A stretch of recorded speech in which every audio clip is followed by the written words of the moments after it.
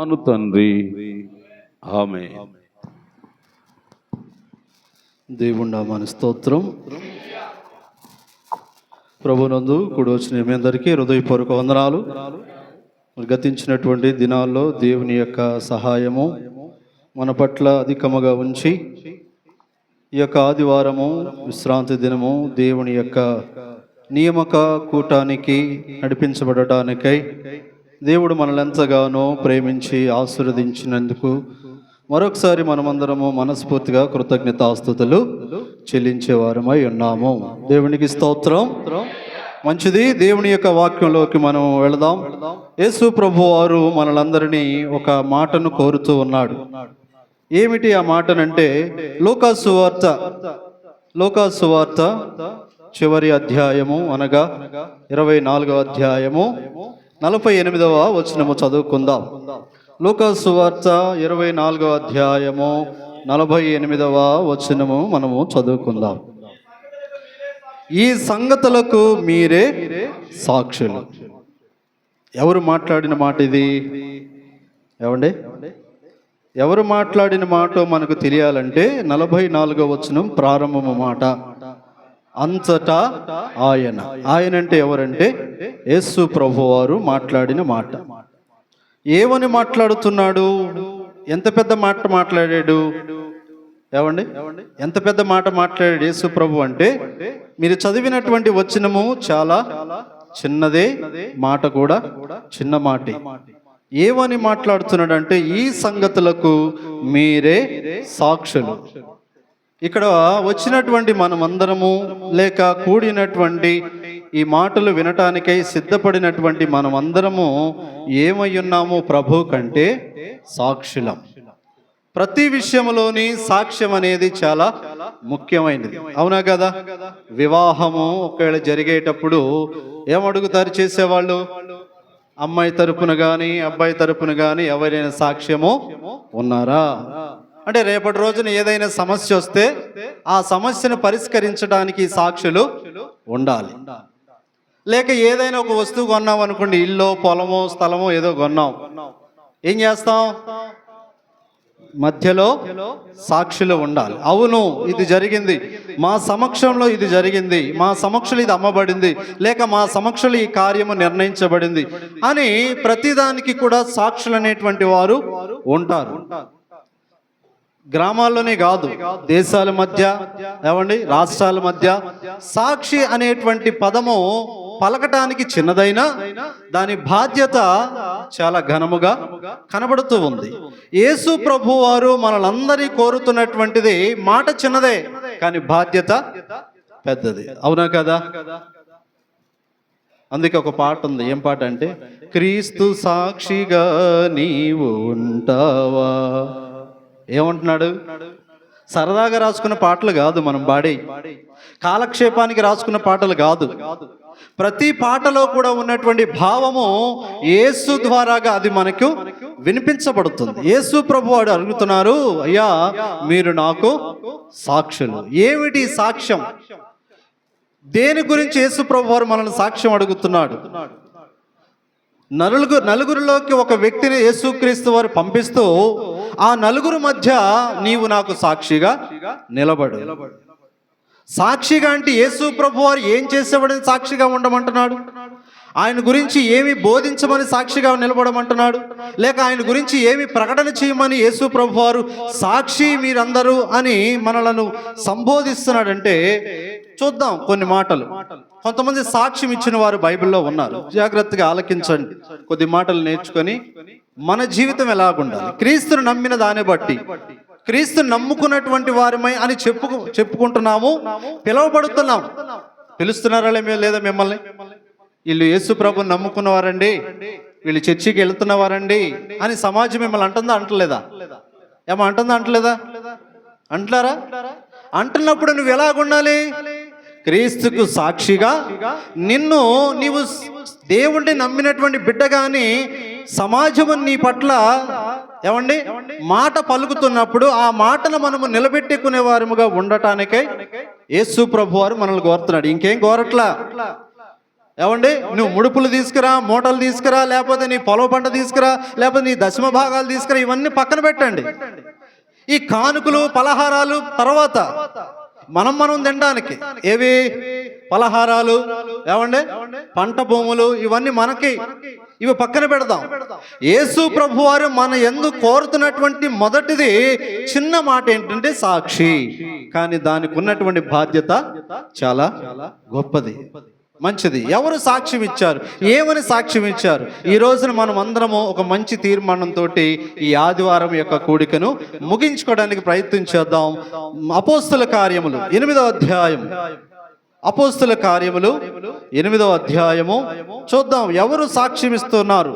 ఇవ్వబడినటువంటి సాక్ష్యాన్ని బట్టి ఆలకించినటువంటి వ్యక్తి యొక్క జీవితం ఎలాగయ్యింది.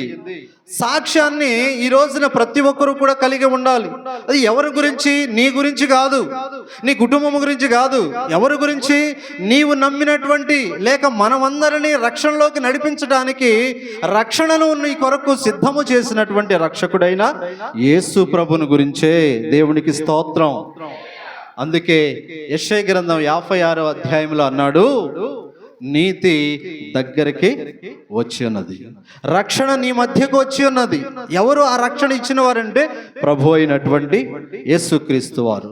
చూద్దాం అపోస్తుల కార్యములు 8వ అధ్యాయం, అపోస్తుల కార్యములు 8వ అధ్యాయము 26వ వచనము చదువుకుందాం. ప్రభు దూత, నీవు లేచి దక్షిణముగా వెళ్ళి యెరూషలేము నుండి గాజాకు పోవు అరణ్య మార్గమును కలుసుకొమ్మని ఫిలిప్పుతో చెప్పగా అతడు లేచి వెళ్ళాను. ప్రభు దూత మాట్లాడుతుంది ఒక వ్యక్తితో. ఏమని మాట్లాడుతుందంటే, అయ్యా నీవు ప్రయాణానికి సిద్ధమవు, ప్రయాణానికి సిద్ధమన్నాను కానీ నువ్వు ఎటు పడితే అటు వెళ్ళటం కాదు. నీకొక మార్గాన్ని నిర్దేశించాను, నీకొక చక్కటి బాధ్యతను నిర్ణయించాను. నీవు ఆ నిర్ణయాన్ని బట్టి, ఆ బాధ్యతను బట్టి ప్రయాణం చేయాలి. ప్రయాణం చేయమన్నాను కదా అని నీ ఇష్టమైన దారిలో పోయి నీ ఇష్టం వచ్చేట్లు మాట్లాడేసుకొని నీ ఇష్టమైనటువంటి విధంగా ప్రవర్తిస్తే మాత్రం నువ్వు కుదరదు. ఎందుకు కుదరదు అంటే, నీవు క్రీస్తును నమ్మిన వారము కాబట్టి క్రీస్తుకు లోబడే మాట్లాడాలా, క్రీస్తుకు లోబడే ప్రయాణం చేయాలా, క్రీస్తుకు తగినట్లుగానే సాక్ష్యం ఇవ్వాలా. నీవు ఒకవేళ లోకంలో ఉంటే నీ ఇష్టం, ఎవడు అడగడు, నీ మీద బాధ్యత ఎవరికి ఉండదు. నీకు నచ్చిన చోటకి వెళ్ళొచ్చు, తాగుతావో తందనాలు ఆడతావో, నీకు నచ్చినటువంటి క్రియలు చేసుకుంటే నీ ఇష్టం. కానీ క్రీస్తును నమ్మితే మాత్రం నువ్వు ఎవరు కట్టుబడి ఉండాలి? క్రీస్తుకే కట్టుబడి ఉండాలి. క్రీస్తు నమ్మినటువంటి వారు క్రీస్తు మాటకి విధేయత కలిగి ఉండాలని క్రీస్తే చెబుతున్నాడు. ఒక రోజున అన్నాడు, మీరు నిజముగా నా వాక్యమందు నిలిచిన వారైతే నాకు శిష్యులై ఉండండి. ఎలా ఉండాలంటాడు ప్రభు? నిజాయితీగా ఉండాలి, నీతిగా ఉండాలి, ఒడిదుడుకులతో ఉండకూడదు, అటు ఇటు తడబడుతూ ఉండకూడదు. ఏమండి, వేటకోళ్ళకి బాగా అర్థం అవుతుంది. సముద్రంలో జెల్లీ ఫిష్ అని ఒకటి ఉంటుంది. జెల్లీ ఫిష్ అంటే మన భాషలో ముంతకాయ, అవునా? దాన్ని మీరు ఎప్పుడైనా పట్టుకోవడానికి ప్రయత్నం చేశారా? ఏమండి, ముంతకాయని చేత్తో పట్టుకోవడానికి ప్రయత్నం చేశారా? పట్టుకున్నారా? నిలబడిందా, పడిపోయిందా? జెల్లీ ఫిష్ని పట్టుకున్నప్పుడు అది ఏమైంది? అటు ఇటు స్థిరత్వం లేదు దానికి. ఎందుకని? దానికి మనలాగా వెన్నెముక లేదు. అందుకే అది నిలబడేటువంటి స్థిరత్వం దానికి లేదు. కానీ మనకుందా లేదా? నీకు వెన్నెముక ఎందుకు ఇచ్చాడు? శరీరపరంగా నిలబడటానికి, స్థిరత్వంగా. దాన్ని ఆత్మీయంగా తీసుకొని క్రీస్తునందు నీవు నమ్మిక చేయబడిన వారు అయితే ఎలా ఉండాలంటున్నాడంటే ప్రభు, స్థిరంగా ఉండాలి. ఒక మనిషితో మాట్లాడుతున్నాడు. ప్రయాణం సిద్ధము చేశాను, నీకు ఒక బాధ్యత అప్పగించాను, నీవు నా పని కొరకు నియమించబడిన వాడివి, నా మాటలు తెలియపరచడానికి నేను నిన్ను ఎన్నుకున్నాను, సాక్షిగా నేను నా సన్నిధిలో సిద్ధపరిచినప్పుడు నువ్వేం చేయాలంటున్నాడు? నువ్వు దక్షిణముగా వెళ్ళు, దిక్కు మారకూడదు. ఈ రోజున చాలా మంది దిక్కులు మారిపోతున్నాయి, చూపులు మారిపోతున్నాయి, మాటలు మారిపోతున్నాయి, ప్రవర్తన మారిపోతుంది. క్రీస్తును నమ్మినటువంటి వారికి ఉండవలసిన లక్షణం ఇదా? చెప్పండి. మారిపోయే స్వభావమా?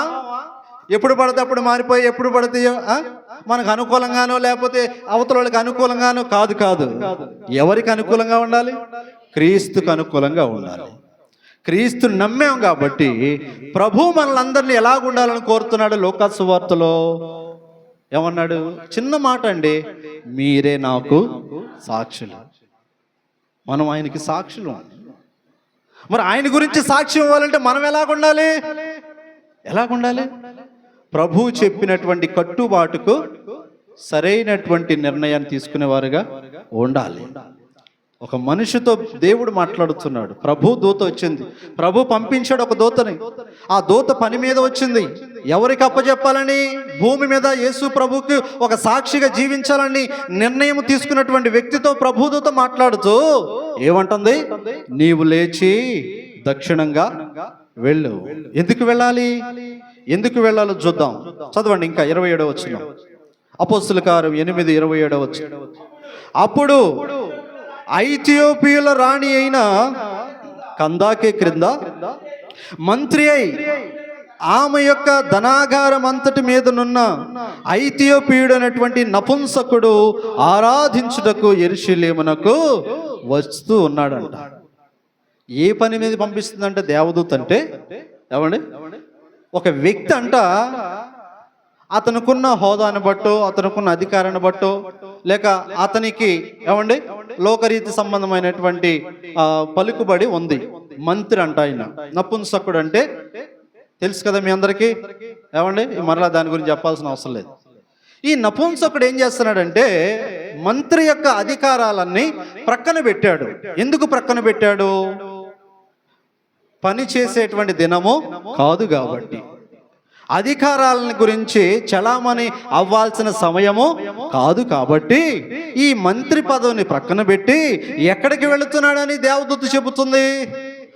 యెరూషలేములోని దేవాలయం ఒకటి ఉంది, అక్కడికి ఆరాధించటానికి ఈ మనుషుడు వెళ్తున్నాడు, నీవు అతనిని ఎదుర్కో అని ప్రభు దూత వచ్చి ఒక వ్యక్తితో మాట్లాడింది. ఎవరు ఆ వ్యక్తి అంటే ఫిలిప్పు. ఎవరి ఫిలిప్పు? దేవుని పని కొరకు నిర్ణయము చేయబడిన వాడు. నేను చేస్తే ప్రభు పని చేస్తాను, నేను జీవిస్తే క్రీస్తు సాక్షిగా జీవిస్తాను. ఎందుకని?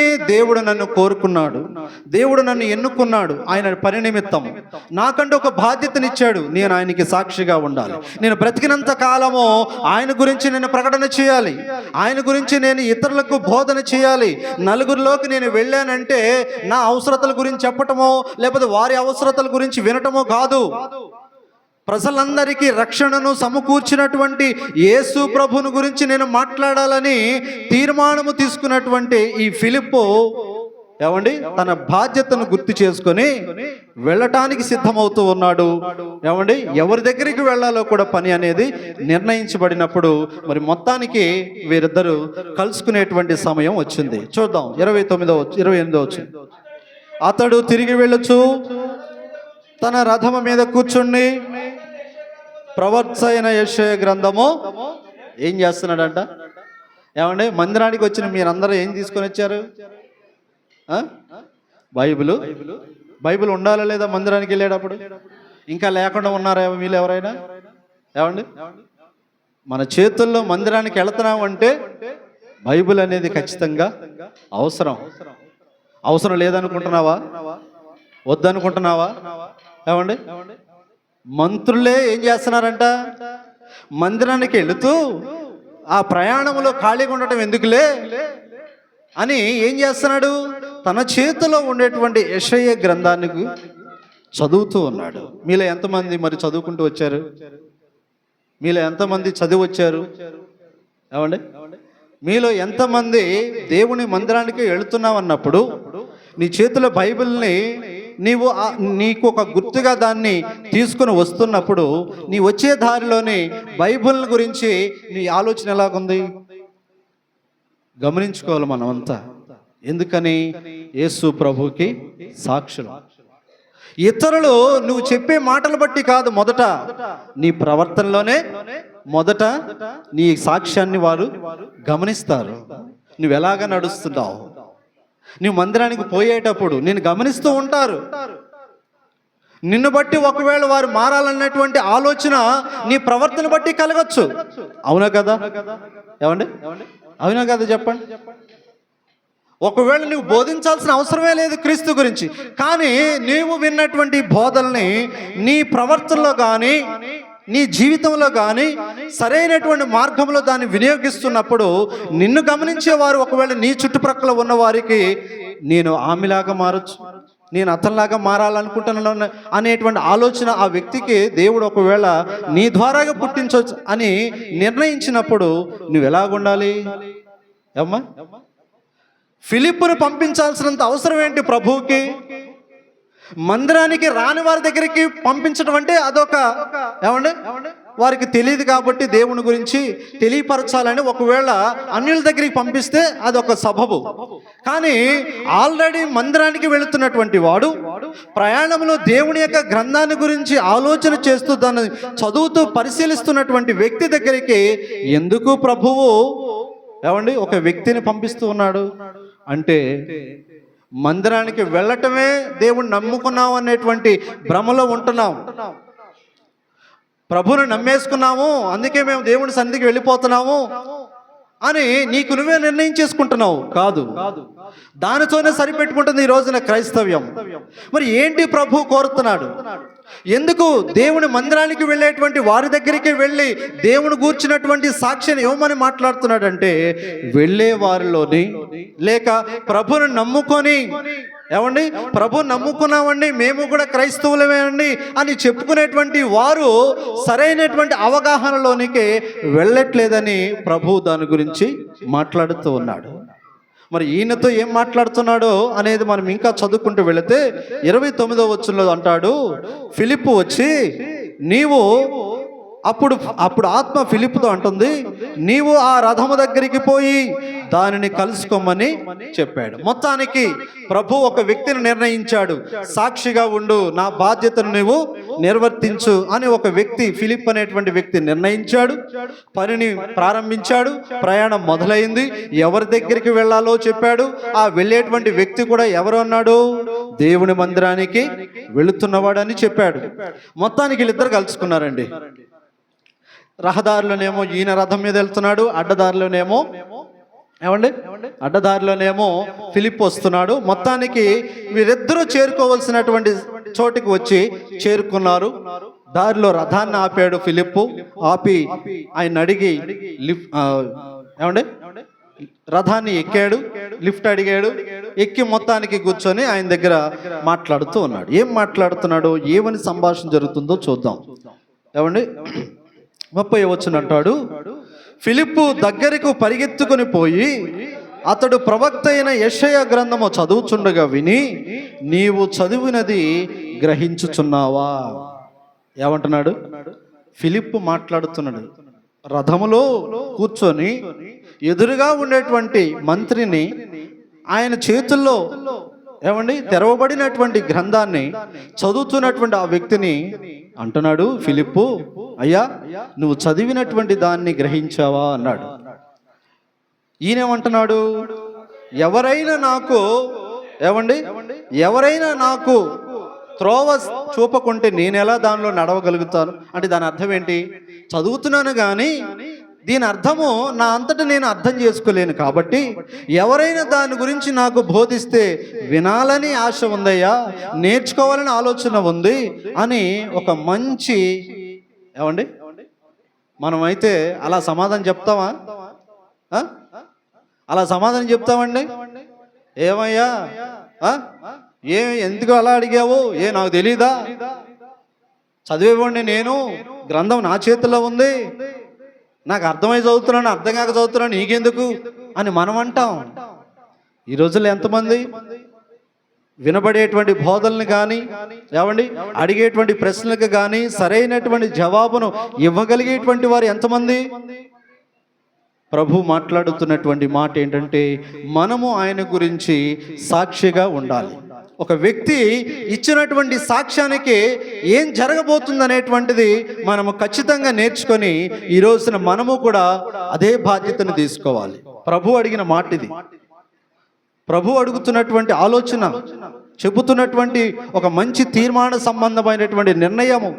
మరి దాన్ని నువ్వు ఎలాగ స్వీకరిస్తావో, దానికి ఎలాగ స్పందిస్తావో, దాని గురించి నువ్వు ఏ రీతిగా పని చేయాలని సిద్ధపాటు కలిగి ఉంటావు అనేది నీ నిర్ణయానికి దేవుడు వదిలేస్తున్నాడు.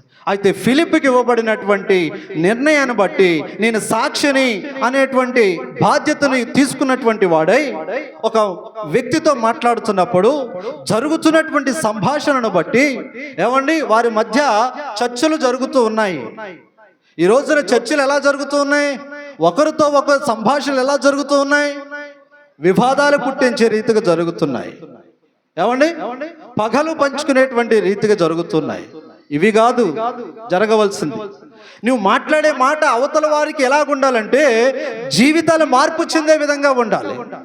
ఒకవేళ అవతల వాడు దాన్ని వినరో పక్కన పెట్టండి. ఇలాగే ఒక రోజునంట బిల్లీ గ్రహం అనేటువంటి ప్రపంచ సువార్థికుడు, తెలుసు కదా బిల్లీ గ్రహం, మీలో కొంతమంది తెలిసే ఉంటుంది. ఈ బిల్లీ గ్రహం అనేటువంటి వ్యక్తికి దేవుడు ఒక ఆలోచన ఇచ్చాడు.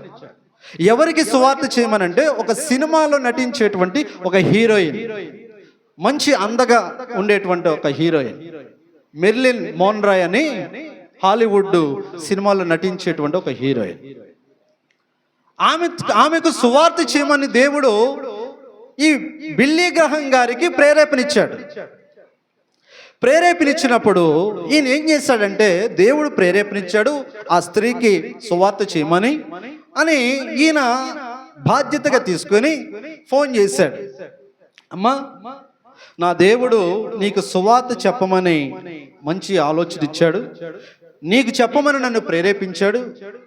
అందుకే నువ్వు నాకు కాస్త సమయం ఇస్తే, నువ్వు నాకు కొంచెం పర్మిషన్ ఇస్తే కొన్ని మాటలు దేవుని గురించి చెబుతాను, నాకు కొంత సమయం ఇస్తావా అని ఈ బిల్లీ గ్రహం గారు ఫోన్ చేసి అడిగాడు. మెర్లిన్ మోన్రాయ్ అనే హీరోయిన్, మంచి అందం కలిగినటువంటి స్త్రీ. తిరిగి ఏమంటది,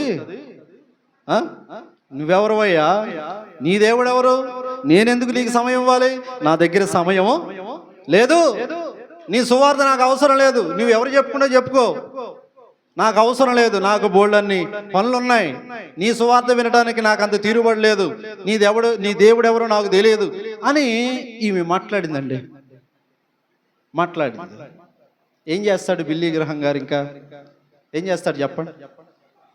ఈయన సువార్త చేద్దాం అనుకున్నాడు, కానీ ఆమె సమయం పర్మిషను ఇవ్వలేదు. ఇక మౌనంగా ఉంటాడా లేకపోతే ఇంకేమని అంటాడా? మౌనంగానే ఉన్నాడు. పెట్టేశాడు ఫోన్. ఎందుకని? ఆమెకు అవసరం లేదని చెప్పినప్పుడు ఈయన మాత్రం ఏం చేస్తాడు? ఈయన బాధ్యతగా ఈయన చేయవలసినటువంటి పనిని దేవుడు ఆయనకు ప్రేరేపణిచ్చి సువార్త చేయమన్నప్పుడు చేద్దామనుకుని ముందుకెళ్తే ఆమె అడ్డేసింది. అయితే ఏం జరిగింది తెలుసా? ఈయన ఫోన్ చేసినటువంటి సరిగ్గా 8 రోజులు గడిచింది. 8 రోజులు గడిచింది. 8 రోజులు గడిచిన తర్వాత ఫోన్ వచ్చింది. ఎవరికి? మరలా బిల్లీ గ్రహం గారికి వచ్చింది. ఎవరు ఫోన్ చేశారు? ఎవరో ఫోన్ చేశారు. పాస్టర్ గారు, మెర్లిన్ మోన్రాయ్ చచ్చిపోయింది. ఏమైపోయింది? మహా అందము కలిగినటువంటి స్త్రీ, ప్రఖ్యాతి గాంచినటువంటి స్త్రీ, సినిమాల్లోనే మంచి పేరు తెచ్చుకున్నటువంటి స్త్రీ నిద్ర మాత్రలు మింగి చచ్చిపోయింది. ఈ రోజున వినేవాడు లేడు. ఉత్తరప్రదేశ్లోని ప్రస్తుతం ఉత్తరప్రదేశ్ అనేటువంటి రాష్ట్రంలో ప్రస్తుతం రాష్ట్రం మొత్తం ఒక్క చర్చి నడవట్లేదు. ఇప్పుడు ఒక్క చర్చి ఆరాధన నడవట్లేదు, జరగటం లేదు. ఎక్కడ చర్చిలు మొత్తం మూతేసేసి ఉన్నాయి. ఎక్కడైతే చర్చి జరుగుతుందో వాళ్ళందరి మీద కేసులు. ఇప్పుడు ఉత్తరప్రదేశ్ రాష్ట్రం తెలుసు కదా మీకు, కాశీ అంటారు కదా, అక్కడ ఆ రాష్ట్రం. ఏమవుతుంది ఈ రోజున? వినేటువంటి వారు, దేవుని యొక్క రక్షణ గురించి ఆలకించేవారు ఈ రోజున కరువైపోతున్నారు. మాకు వద్దు, మాకు అవసరం లేదు, మీరు మా ఊరు కూడా రావద్దు, మా ఊరు కూడా మీరు రావద్దు అని బోర్డులు పెట్టేస్తున్నారు గ్రామాల దగ్గర. చూడండి ఏమవుతుంది ఈ రోజున. దేవుని యొక్క రక్షణేమో సిద్ధముగా ఉంది, దాని గురించి సాక్ష్యం అని ప్రభు మాట్లాడుతున్నాడు, దాని గురించి ఇతరులకు సంభాషించండి అని ప్రభు ప్రేరేపిస్తూ ఉన్నాడు. కానీ మన మాటలు ఎలాగుంటున్నాయి, మన ఆలోచనలు ఎలాగుంటున్నాయి, మన ఉద్దేశాలు ఎలాగ తీసుకుంటున్నాం? క్రీస్తు నమ్మిన వారి ద్వారాగా జరగవలసినటువంటి కార్యం ఏంటంటే క్రీస్తు పని జరగాలి, నీ సొంత పని కాదు. ఎవరి పని జరగాలి? క్రీస్తు పని జరగాలి. క్రీస్తుకు సాక్షిగా నీవు జీవించాలి.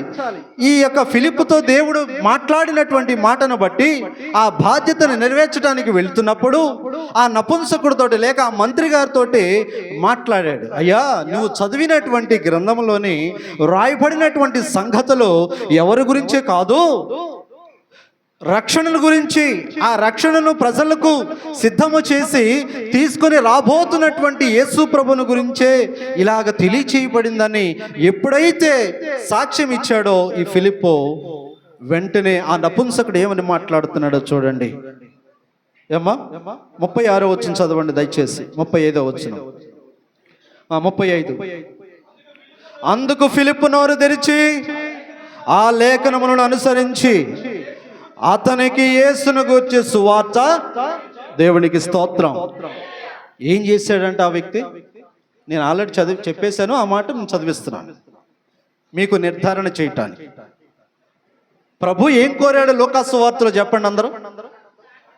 ఎలాగుండమని ప్రభు కోరాడు మనల్ని? ధనవంతులు అవ్వమనా? వ్యాపారంలో అభివృద్ధి చెందమనా? బిల్డింగ్ మీద బిల్డింగ్లు కట్టు, సమకూర్చుకో, ఇవన్నీ అన్నాడా? ఏమంటున్నాడు? సాక్షిగా ఉండు, నా కొరకు సాక్షిగా నిలబడు, నా గురించి సాక్ష్యమే ఇతరులకి. నేను ప్రజల కొరకు ప్రాణం పెట్టి రక్షణను సిద్ధపరిచానని మీరు వెళ్ళి ప్రజల మధ్య ప్రకటించండి అని ప్రభు కోరుతున్నాడు. మరి ప్రభువును నమ్మినటువంటి మనము ఏం చేస్తున్నాం? ఎలాగుంటున్నాం? ఏం మాట్లాడుతున్నాం? ఎవరి గురించి సాక్ష్యం ఇస్తున్నాం? ఎవరి గురించి ఇవ్వాల్సిన వారమై ఉన్నాం? ఫిలిప్పు మాట్లాడుతున్నాడు. ఏమని మాట్లాడాడంట? 36వ వచనంలో యేసును గురించి సువార్తే చెప్పాడు. ఫిలిప్పు ఎవరి గురించి చెప్పాడు? యేసును గురించి చెప్పాడు, ఆయన గురించి చెప్పుకోలేదు. ఫిలిప్పు బిల్లీ గ్రహం గారు ఏం చెప్పాడు? అమ్మా, నేను ప్రపంచ సువార్తికుణ్ణి అని చెప్పాడా? ఏం చెప్పాడు?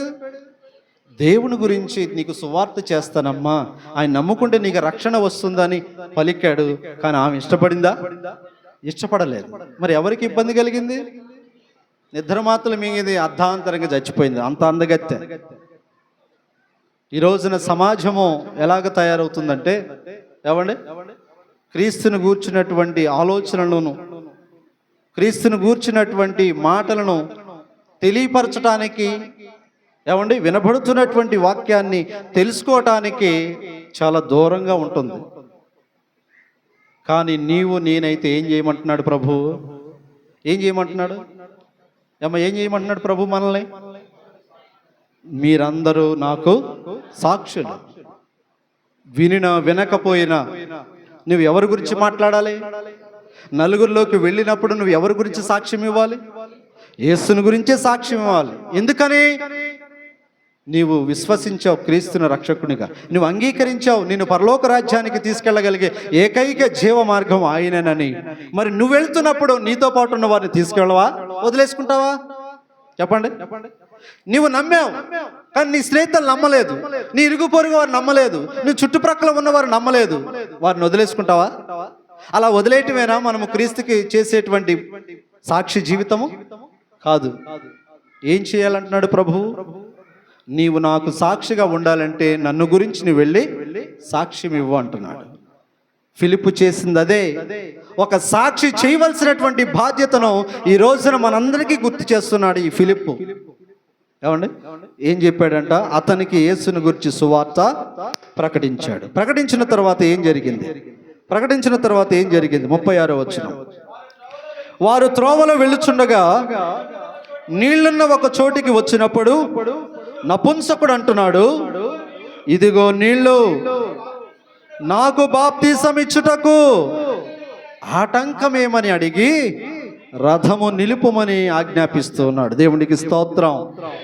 రథములో ఉన్నటువంటి మంత్రి క్రీస్తుని గురించి సువార్తను ప్రకటించినటువంటి ఫిలిప్పు మాటలు బట్టి ఆలోచించాడు, అయ్యో నా కొరకు ఒక రక్షకుడు నా నిమిత్తము ప్రాణత్యాగం చేశాడా, నేను పొందవలసినటువంటి శిక్షను ఆయన వేసుకున్నాడని ప్రవక్త గ్రంథములో చెప్పబడినటువంటి లేఖనాల యొక్క వివరణ ఎప్పుడైతే ఆయన చెవిన పడిందో వెంటనే ఆ మంత్రి గారు ఏం చేశాడంటే, ఏమండి అడుగుతున్నాడు, అయ్యా ఏం చేయాలి, నేను ఇంత గొప్ప రక్షణ గురించి నేను ఏం చేయాలి, ఒక మంచి సలహా ఇవ్వు, ఒక మంచి ఉద్దేశం చెప్పు అంటే ఫిలిప్పుతో ఏమండి అడిగినటువంటి మాట ఏంటంటే, నేను బాప్తీసము తీసుకుంటాను, నేను రక్షణలోకి వస్తాను, ఆ మాటలు బట్టి నా జీవితాన్ని నేను మార్చుకుంటాను, నీవిచ్చిన సాక్ష్యాన్ని బట్టి నా బ్రతుకును నేను సరి చేసుకుంటానని వెంటనే ఈ నపుంసకుడు ఏం చేశాడంటే,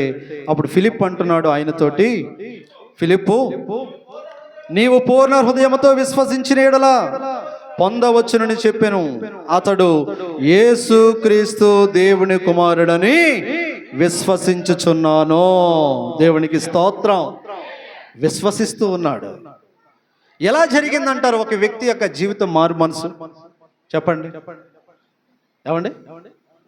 ఒక అన్యుడిగా లేక ఒక లోకానుసారమైన జీవితాన్ని జీవిస్తున్న వాడుగా, లేకపోతే ఏమండి ఇంకా మార్పు చెందలేనటువంటి బ్రతుకులో ఉన్నటువంటి వాడికి ఎవరి సాక్ష్యము ఆ జీవితాన్ని మార్పు చెందే విధంగా సిద్ధపరచబడింది? చెప్పండి, ఎవరిచ్చారు అక్కడ సాక్ష్యం? చెప్పండి, ఎవరిచ్చారు సాక్ష్యం? నేను బాగా అడుగుతున్నాను ప్రశ్న. ఎవరు ఇచ్చారు సాక్ష్యం? ఫిలిప్ ఇచ్చాడు. ఎవరి గురించి ఇచ్చారు సాక్ష్యం? యేసు ప్రభు గురించి ఇచ్చాడు. జీవితాలు మార్పు చెందాలంటే, బ్రతుకులు మారాలంటే ఇతరులతో మనం ఏం సంభాషించాలి, ఎవరి గురించి సంభాషించాలి? ఏమ్మా చెప్పండి చెప్పండి. యేసు ప్రభు గురించి సాక్ష్యం ఇవ్వాలి. అప్పుడే ఆ సాక్ష్యం విన్నటువంటి వారు మార్పు చెందటానికై సిద్ధపరచబడతారు. ఫిలిప్ ఇచ్చాడు సాక్ష్యం. ఈ రోజున మనం ఇస్తున్నామా సాక్ష్యం? లేక మనం నిలబెట్టుకోగలుగుతున్నామా క్రీస్తు మన మీద ఉంచినటువంటి ఆ బాధ్యతని, ఆ గొప్పతనాన్ని, ఆ ఘనతని కాపాడుకోగలుగుతున్నావా? ఫిలిప్ ఒక్కడే ఏవండి దేవుని కొరకు సాక్షిగా నిలబడుతున్న వాడుగా కనిపిస్తూ ఉన్నాడు. మరి ఆ మాటలు నీ చెవిని వినబడుతున్నప్పుడు మరి మన హృదయాన్ని తాకట్లేదా? మన మనస్సుని ఏవండి గద్దించట్లేదా? మరి ఫిలిప్పు వలె నువ్వు కూడా ప్రభువుని నమ్మేవు కదా. ఫిలిప్పు వలె నువ్వు కూడా తన ఆత్మ ద్వారాగా నింపబడటానికై దేవుని సన్నిధికి నడిపించబడుతున్నావు కదా. యేసు ప్రభువుకి సాక్షిగా ఉండాలని ప్రభు కోరుకున్నాడు అన్నటువంటి ఆలోచన నీ మనసుకు తట్టట్లేదా? మరి మనం ఎప్పుడు సిద్ధపడతాం? మనం ఎప్పుడు దేవుని కొరకు సాక్షిగా జీవించడానికై ఇతరులతో క్రీస్తుని గురించి మాట్లాడతాం? ఒకవేళ అనుకోవచ్చు, ఎవరు వింటున్నారయ్యా, ఎవరు ఆలకిస్తున్నారయ్యా, ఎవరికి ఇష్టమనుసారిగా వాళ్ళు నడుచుకుంటున్నారు, మేము వెళ్ళి వాళ్ళకి ఎలాగ బోధించమంటే వారి సంగతి ప్రక్కన పెట్టి అంటున్నాడు ప్రభు. వారు వినినా వినకపోయినా నువ్వేం చేయాలి? నువ్వు నా సాక్షివి, నా గురించి సాక్ష్యమే. వెళ్ళి వింటే బాగుపడతారు, వినకపోతే వారి సంగతి నేను తర్వాత చూస్తానన్నాడు. ఇందాక మీకు చెప్పాను కదా, ఏం చేసింది ఆమె? ఏమంటే ఆ హీరోయిన్ ఏం చేసింది? వద్దనుకుంది, చివరికి ఆమె పోయింది. కానీ వద్దనుకున్నంత మాత్రాన మనం చెప్పటం ఆగిపోవాలా? ఏమండి క్రీస్తుని గురించి సాక్ష్యాన్ని మనం వదులుకోవాలా? వదలకూడదు.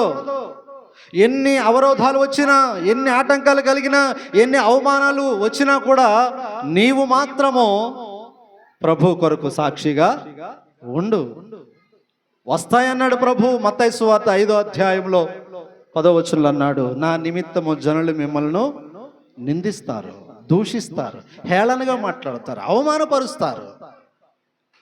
అలాగని నువ్వేమి కృంగిపోవద్దు.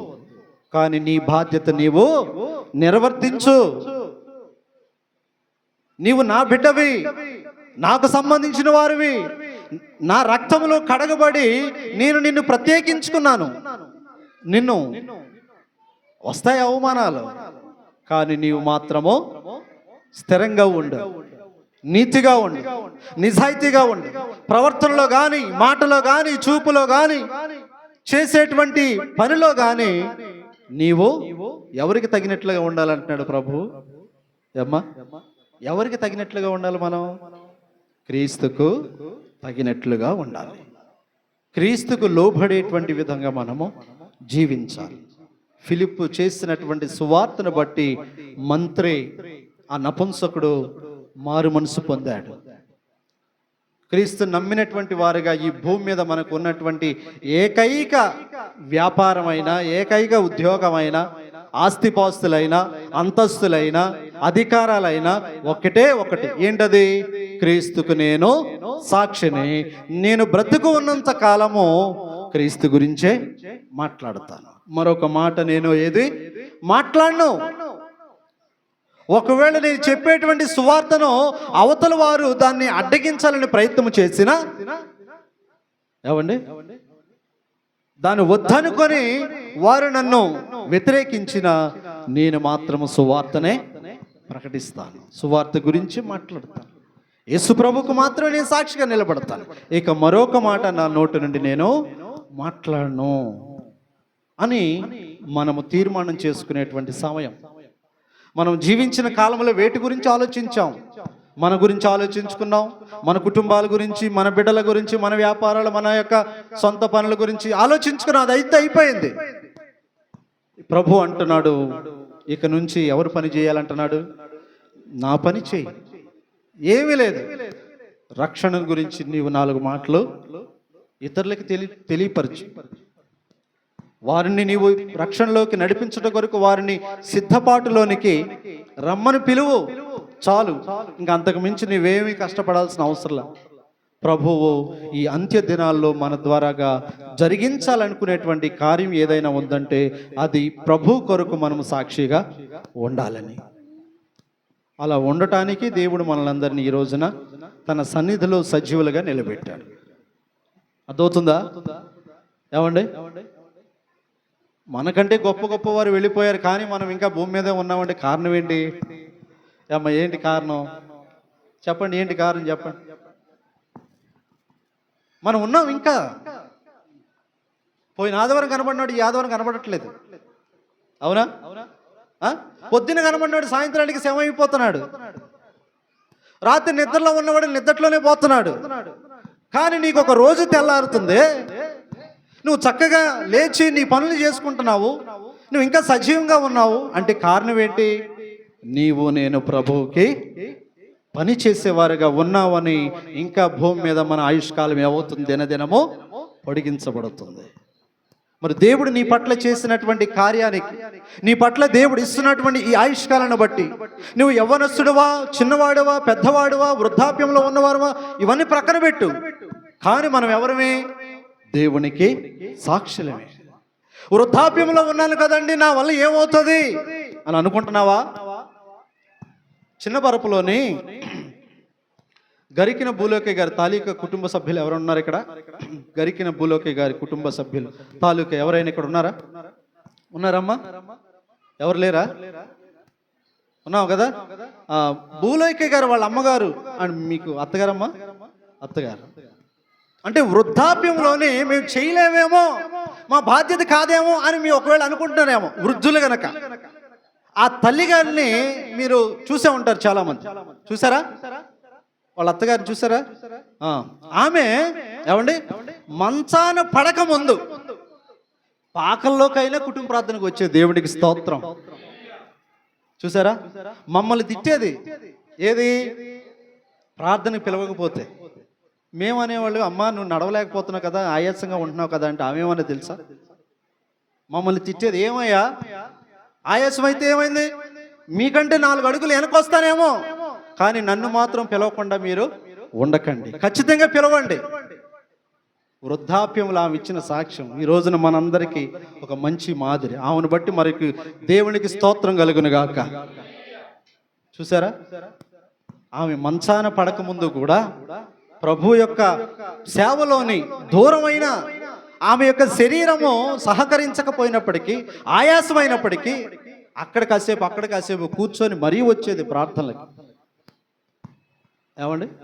ఆ రీతిగా దేవుడు ఆమెను సిద్ధపరిచాడు. మరి మనం ఎలాగుంటున్నాం ప్రభు కొరకు? ఇన్ని సాక్ష్యాలు వింటున్నారే, ఇంతమంది యొక్క జీవిత చరిత్రలను మీరు కళ్ళారా చూస్తున్నారే, మరి మన జీవితం ఎలాగుంది? మన బ్రతుకు ఎలాగుంది? మన పనులు ఎవరి గురించి చేస్తున్నాం? చెప్పగలుగుతున్నావా? నువ్వు ఉద్యోగం చేసే చోట నీతో పని చేసేటువంటి సహచరులతో నువ్వు మాట్లాడగలుగుతున్నావు క్రీస్తు గురించి? లేకపోతే నువ్వు వేటకి వెళ్ళేటప్పుడు నీతో పాటు ఉన్నటువంటి రైతులతో మాట్లాడగలుగుతున్నావా? లేకపోతే నువ్వు నలుగురితో కూర్చున్నప్పుడు క్రీస్తు గురించి మాట్లాడగలుగుతున్నావా? పేరుకి అందరం క్రైస్తవులమే, అందరికీ మందిరాలకు వెళ్ళేవారమే, అందరి చేతుల బైబిల్ ఉందని అనుకుంటున్నాం.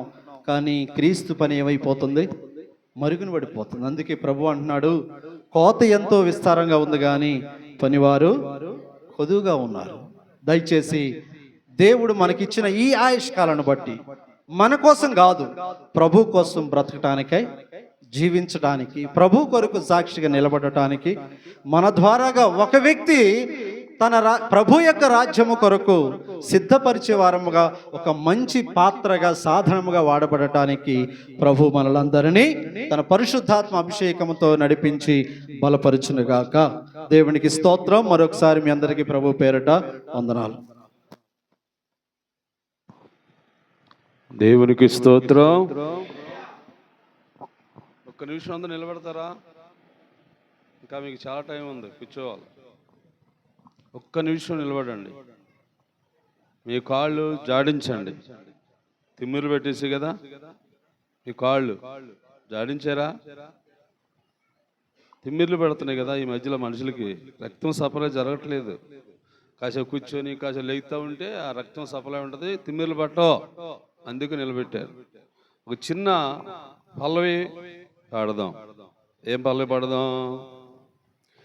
కాళ్ళు చేతులు ఉన్నంత వరకు చేయలేదు నీ కార్యము.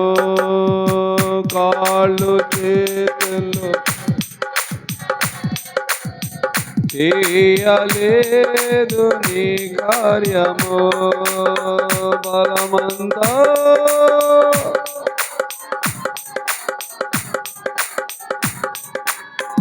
బలమంతా పోయాక చేయాలని ఉంది నీ కార్యము. బలమంతా పోయాక చేయాలని ఉంది నీ కార్యము. వినుపించు నది కేకనాకు కేకనాకు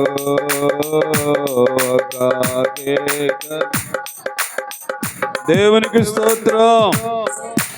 కూర్చోండి అలాగా.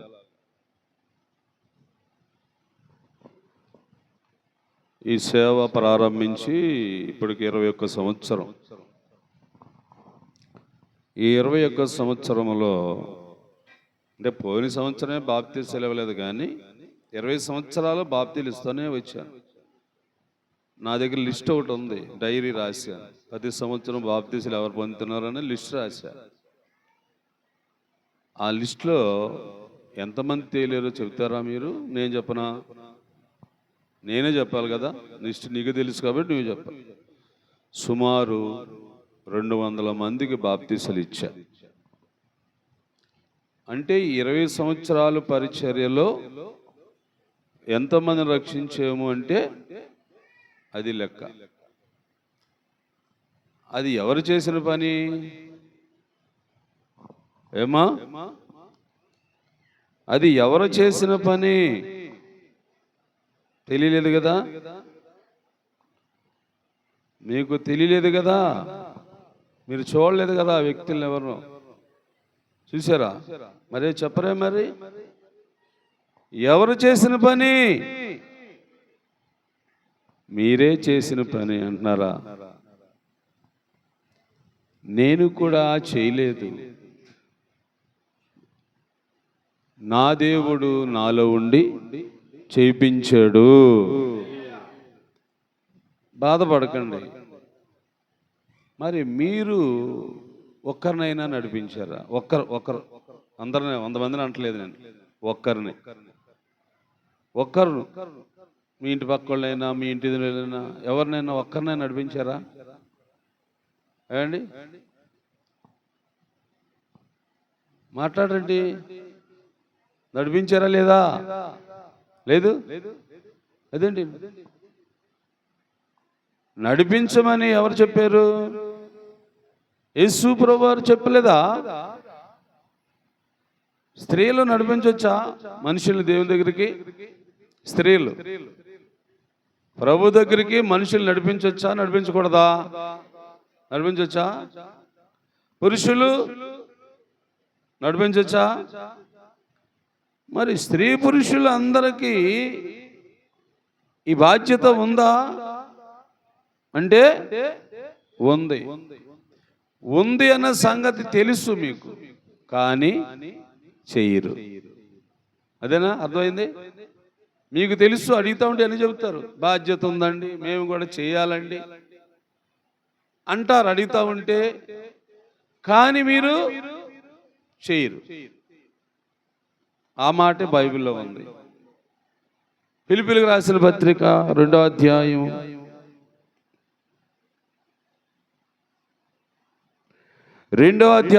4వ వచనం చదువుతారు ఒకసారి. ఎవరో మనలో ప్రతి ఒక్కరు, ప్రతి మనుషుడు అంట సొంత కార్యాలు చేసుకోవటమే కాక ఇతరుల కార్యాలు కూడా. ఏంటి ఇతర కార్యాలు ఏంటి అసలు? ఏం బాబు అర్థమవుతుందా మీకు?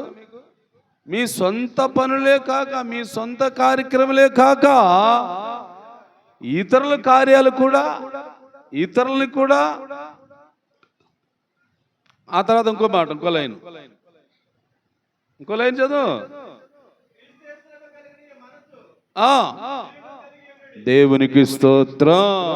ఇది అసలైన రహస్యం. ఒకవేళ పై వచ్చిన 4వ వచనంలో చదివిన మాట మీ సొంత కార్యమే కాక మరో ఇతరుల కార్యాలు కూడా చూడాలంటే నీకు ఏ మనసు రావాలి? ఏమా? క్రీస్తు యేసుని మనస్సు నీలో ఉండాలి. ఇప్పుడు 40 నిమిషాలు వాక్యం విన్నారు కదా.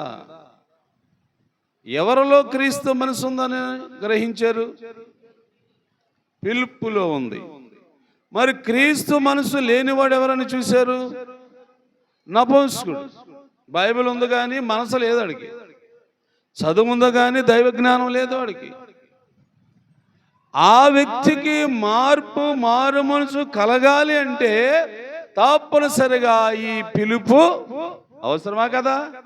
నాకేం పనయ్యా ఆడెవడు అలా పోతా ఉంటే అనుకున్నాడా? ఏం బాబు రమణ బాబు అనుకున్నాడా? అనుకోవచ్చు అలాగా. ఆడెవడో రథమే పోతా ఉంటే ఆడ గెలుచుకోమని నన్ను కాళ్ళు నడుతాను నేను, ఆడేలా నాకు దొరుకుతాడు అని ఒకవేళ మానవత్వం మనుషులు మర్చిపోయిన అలా అంటారు. కానీ క్రీస్తు యేసునుకున్న మనస్సు కానీ కలిగి ఉంటే నడుస్తానండి. ఎంత దూరమైనా నడుస్తా, ఎంత దూరమైనా నడుస్తా. ఏమండి నిజంగా మీరు ఆలోచించాలి. నాకు ఒక 2 సంవత్సరాల నుంచి సువార్త పనిలో నడకలేదు. నా వరకు చెప్తున్నా. అంటే ఒక చిన్న వాహనం కొన్నాం. కొన్నిగాడి నుంచి ప్రార్థన అంటే వాహనం ఎక్కి తీసుకెళ్తున్నాడు మా అబ్బాయి. నన్ను నడిపిస్తున్నాడా? ఏమండి ఎన్ని సంవత్సరాలు అయ్యి? 2 సంవత్సరాలు లేక 3 సంవత్సరాలు అనుకోండి. అంతకుముందు పాకల్లో ప్రార్థన అంటే నడిచేయలేవాడు, అడుపల్లిపల్లిన ప్రార్థన అంటే నడిచేయలేవాడు, బిల్డింగ్లో ప్రార్థన అంటే నడిచేయలేవాడు. ప్రతి ఇంటింటికి తిరిగి స్వార్థ చెప్పి వచ్చాను. మీరెంతమంది తిరుగుతున్నారమ్మా? ఇలా అడిగితేనే బాధపడకండి. కాబట్టి వాక్యం వచ్చింది కాబట్టి తప్పగా మీకు చెప్పాలి కదా. తప్పగా ప్రతి మనుష్యుడు ఎలా ఉండాలని విన్నారు ఇప్పటిదాకా? సాక్షులుగా ఊరంతా తిరగొద్దు. నీ ఫ్రెండ్ ఉంటాడు కదా, మీ స్నేహితుడు ఉంటాడు కదా, ఆడికి చెప్పు చాలు. నువ్వు వేరే గ్రామాలకు వెళ్ళిన అవసరం లేదు. మీ గ్రామంలో ఉండరా ఇంకా యేసుప్రభువుని నమ్ముకునే వాళ్ళు? వాళ్ళకి 2 మాటలు చెప్పండి. అయ్యా మేము యేసుని నమ్ముకున్నాం, కొంచెం ప్రశాంతంగా ఉన్నాం, ఆస్తులు లేకపోయినా కానీ కొంచెం ప్రశాంతంగా ఉంటున్నామండి, మీరు కూడా నమ్ముకోండి బాగుంటారని చెప్పలేమా? చెప్పొద్దా? చెప్పచ్చు. నేను అలాగే చెప్పాను చిన్నవరపుకి అంతా. నేను ఏమి తెలిసేది కదా నాకు.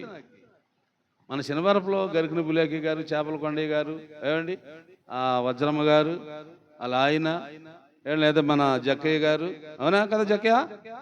అవునా కదా? నేను ఏం చెప్పాను, నాకేం తెలుసు కదా. నేను పొందిన దాన్ని ఇదే ఇదే ఇదే అని చెప్తే వీళ్ళందరూ మారిపోయారు. అవునా స్టెఫన్ గారు? అవునా కదా? మరి మీరెందుకు చెప్పరు అంటాను నేను. అనేది ఏంటంటే మీరెందుకు చెప్పరు? నా అలాగే మీరు చెప్పొచ్చు కదా. ఏమైంది? 2 మాటలే కదా మత్తయ్య, అంతేనా? 2 మాటలు చెప్పొచ్చు కదా.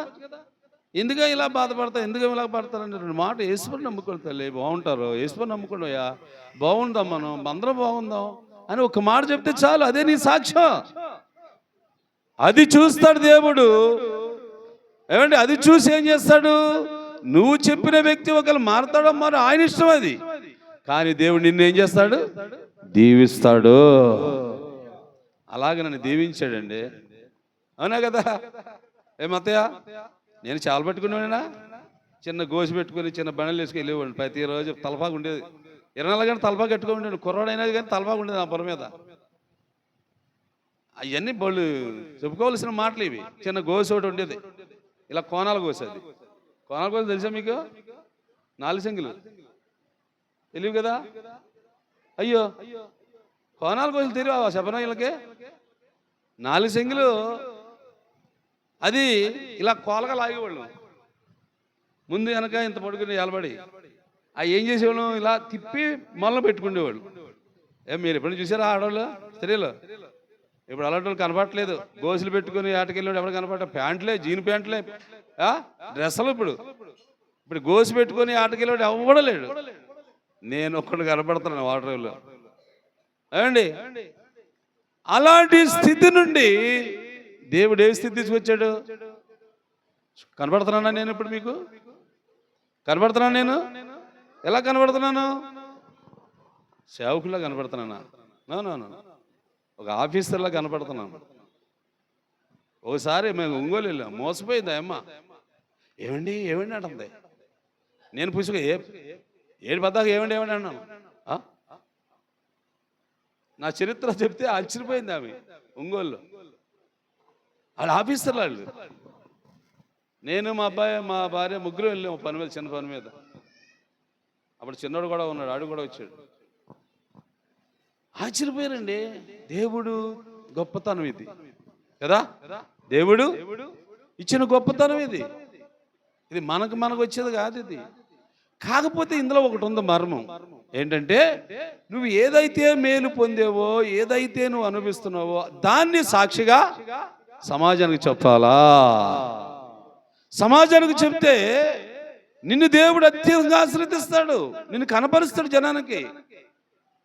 వాటరేవో జనంలో నేను ఒక చేపలు పట్టే దరిద్రుడిగా ఉండవలసినాను, ఇప్పుడు ఎలాగున్నాను? ఒక సేవకుడిగా ఉన్నాను. ఏమండి, ఒక పెద్ద ఉన్నతమైన వ్యక్తిగా ఉన్నాను, ఒక గొప్ప ధనవంతుడు అంటున్నారు జనమంతా.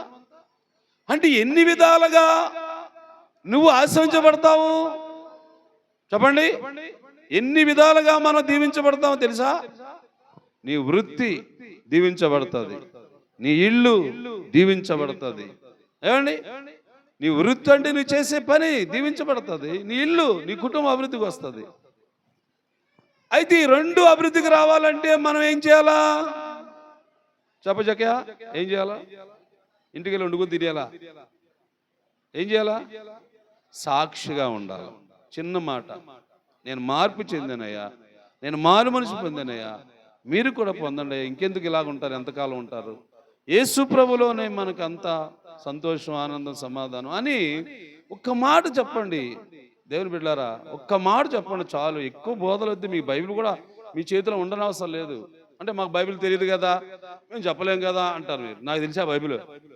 ఏమయ్యా, ఇప్పుడు బైబిల్ తెలియని వాళ్ళు ఉన్నారు ఇక్కడ వాడలేదు, మన సంఘంలోనే ఉన్నారా లేదా? ఉన్నారు. మరి నాకు బైబిల్ ఎలా తెలిసింది? అంటే మీకు ఒక వాటర్ ఇవ్వు, నాకు ఒక వాటర్ ఇవ్వా? కాదు కదా. నీకు అదే వాటర్ ఇవ్వు, నాకు అదే వాటర్ కదా. నీది అదే వృత్తి, నాది అదే వృత్తి కదా. మరి నాకెలాగా వంట పట్టింది బైబిల్, మరి నీకెందుకు వంట పట్టట్లేదు బైబిల్ అంటే చదువులేదంటావా? నేను డిగ్రీలు చేశానా? ఏమయ్యా గోపిరావు చెప్పు, నేను డిగ్రీలు చేశానా? మరి చేయలేదు, మరి నాకెలా వచ్చింది ఇది? మరి మీకెందుకు రాలేదు? ఆలోచించాలి. ఇది ఆలోచనలు రావట్లేదు మీకు, ఏకాడికి అదే చూస్తున్నారు, దీన్ని పక్కన పెట్టేస్తున్నారు. ఇదిగో చూడండి, ఏమండి మార్కు స్వార్త చూడండి ఒకసారి. ఇంకొక మాట, మార్కు స్వార్త 16వ అధ్యాయము 15వ వచనం చూడండి. మార్కు స్వార్త 16వ అధ్యాయము 15వ వచనం కూడా చదవండి ఒకసారి. మరియు ఎవరో, ఏం బాబు మీరు అన్నాడు, ఎవరు అని మీరు చెప్తారు? ఈ మాటకు అర్థం, మీరు అన్న పదానికి ఎవరు వర్తిస్తారు? చావుకుడా, చావుకుడే, ఈడే, ఇదేంటి బలవాడు? అక్కడ ఏమన్నాడు? మీరు అంటే ఎంతమంది ఉన్నారు అక్కడ? చాలా మంది, మీరందరూ ఉన్నారు. మీరు ఆ సంగతి మర్చిపోతున్నారు. మీరందరూ ఉన్నారమ్మా, మీరందరూ ఉన్నారు. ఆ మాటలో మీరందరూ ఉన్నారు, నేను ఒక్కనే కాదు. మీరు సర్వలోకమునకెళ్ళి సర్వ సృష్టికి సువార్తను ప్రకటించి నమ్మి బాప్తీసం పొందినవాడు రక్షించబడతాడు. అయితే ఆ నమ్మేవాడు నమ్మనివాడు సంగతి అలా ఉంచు. ముందు నువ్వు నేనేం చేయాలా? సువార్త ప్రకటించాలి. నువ్వు సర్వలోకమైన వెళ్తావో, ఆర్డర్ వెళ్తావో, చీరలు వెళ్తావో, ఎక్కడికండి ఇల్లు మొత్తం మీద ఏం ప్రకటించబడాలా? ఎవరు చెప్పారు ఈ మాట? యేసుప్రభువారు చెప్పాడండి. మరో మాట, మత్తయి సువార్త 28వ అధ్యాయము 19వ వచనం చూడండి. మరొక మాట,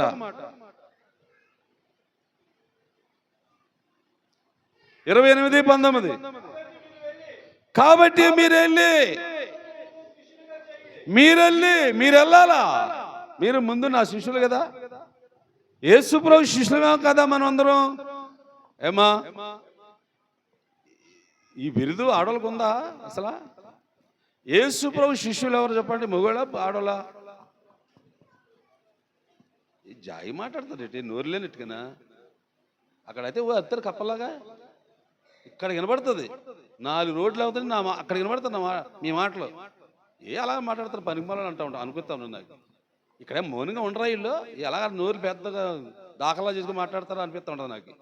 నాకు వినపడుతూ ఉంటాయి ఇంటికాడ. ఎందుకు అలా మాట్లాడుతుంది, అందుకు అలా మాట్లాడతాడు. నేను చాలా బాధపడతాను. ఇక్కడికి వచ్చి అమ్మ బలిలాగా నోట్లో మాట రాదు. అసలు మాట్లాడవలసిన స్థలం ఇది, సమాధానం చెప్పవలసిన స్థలం ఇది. నువ్వు నోరు తెరిచి మాట్లాడాలనుకుంటే ఇక్కడే మాట్లాడాలా. అసలు బయట ప్రపంచంలో అసలు నోరు ఎత్తకూడదండి. బయటికి వెళ్తే నోరు తెరవకూడదు, అది లెక్క, బైబిల్ లెక్క. ఒకవేళ నోరు తెరిస్తే ఇక్కడే అడగగానే సమాధానం చెప్పాలి. ఒకవేళ నీకు ఆ సమాధానం చెప్పే తెలియదు అనుకో, లేదు ప్రశ్న వేయాలి. ఎవరికి? మాస్టర్ గారికి. మాస్టర్ గారు ఏంటి వాక్యంలో మాకు అర్థం అవ్వలేదు, నువ్వు చెప్తున్నావు కానీ మాకేం అర్థం అవ్వలేదండి, దాని ఎవరు ఇంకా బాగా చెప్పండి అని అడగచ్చు. మీరు ప్రశ్న వేయాలా? అది చేత కాదు, ఇది చేత కాదు. ఇక్కడేమో మౌనం, అక్కడేమో దాఖలా నోరులెట్టుకుని అరుస్తూ ఉంటారు బయట. ఎక్కడ మాట్లాడాలి అసలు? దేవుని సన్నిధిలో అడగగానే సమాధానం చెప్పాలి. ఏమన్నాడు బాబు అక్కడ? కాబట్టి మీరు వెళ్ళి సమస్త జనులను శిష్యులుగా చేయండి, తండ్రి యొక్కయు కుమారుని యొక్కయు పరిశుద్ధాత్మ నామములో వారందరికి ఏం చేయాలా? బాప్తిస్మం ఇవ్వాలి. ఏమ్మా ఉదాహరణకి ఇప్పుడు సియోనులో బాప్తిస్మం పొందిన చేతి, సియోనులో బాప్తిస్మం పొందిన చేతి ఎత్తండి చేయలు. లెక్కపెట్టు, శపన్ గారు లెక్కపెట్టు అందరినీ. అయిపోయిందా? అయిపోయింది అంటలేండి, తీసండి. అంటే రోబోలాగా లెక్కేసాడు శపనం. సినిమాలో ఇలా రోబో ఇలా తిప్పి అయిపోయింది. ఏంటి అది? ఏ సినిమా? ఒకసారి టీవీలో వస్తే చూశానంటే దాన్ని. రోబో మనిషి కాదు. ఆడే కాలేజీకి వెళ్ళారు వాళ్ళు, ఇట్లా అట్టుకొని ఇలా అంటున్నాడు. అయిపోయింది, ఇది అయిపోయిందా, మిత్రపేరు వాళ్ళందరూ ఆఫీసర్లు అందరూ కదా, అలా ఇది మా శపనం. మీరందరూ చేదెత్తేసారు కదా, ఒక నిమిషంలో లెక్క పెట్టేశాడు. దేవునికి స్తోత్రం. మరి ఎవరిచ్చారు మీకు బాప్తిసం అంటే? నేనే ఇచ్చాను అంటారు కదా, అవునే కదా, వాస్తవం కదా ఇది, అవును నేనే. మరి మీరందరూ బాప్తిసం పొందారంటే, మీరందరికీ రక్షణ వచ్చిందంటే, మరి మీరేం చేయాలా? మీరేం చేయాలా? మీలాగే ఇంకొకళ్ళని మార్చాలి. బాప్తిసం ఏనవసరం లేదు, కానీ ప్రభు సన్నిధికి తీసుకురావాలి. ఒక సేవకుడికి అప్పచెప్పాలి. ఇదిగో పాస్టర్ గారు అబ్బాయి వచ్చాడు, ఇదిగో అమ్మ వచ్చింది పాస్టర్ గారు, మరి ఈ అమ్మ గురించి కొంచెం జాగ్రత్తగా నువ్వే చూసుకోవాలి చెప్పొచ్చు. నాకు వాళ్ళ బాగోగుల గురించి నేను ఆలోచిస్తాను. ఇలాగా కార్యము జరగాలని దేవుడు కోరుకుంటున్నాడండి కదా. మన బైబిల్ చరిత్రలో చాలా మంది ఉన్నారు సాక్ష్యం ఇచ్చిన వాళ్ళు. ఉదాహరణకి బబులోను దేశానికి యూదులు వెళ్ళారు, అంటే క్రైస్తవులు వెళ్ళారు. ఎందుకు వెళ్ళారు అని అంటే, దేవునికి కోపం పుట్టించారు వీళ్ళు. యూదులు అన్నవాళ్ళు, ఇశ్రాయేల్ అన్నవాళ్ళు దేవునికి బాధ కలిగించారు. బాధ కలిగిస్తే దేవుడు ఏం చేశాడు? వీళ్ళందరినీ, ఇశ్రాయేల్ అందరినీ కట్టగట్టి ఆ అన్యుడైన నెబుకద్నెజరుకి బానిసలుగా అప్పగించేశాడు. దేవుడు అప్పగించేశాడు వాళ్ళకి. ఆడేం చేస్తున్నాడు? ఆ నెబుకద్నెజరు ఆడి దేశంలో ఉన్న నియమము చేస్తున్నాడు. ఏంటి నియమం అంటే, వచ్చిందనుకోండి కొత్త మాస, ఆడి దేశం నియమం ఏంటి? కొత్త మాసకి సంబరాలు చేయాలి.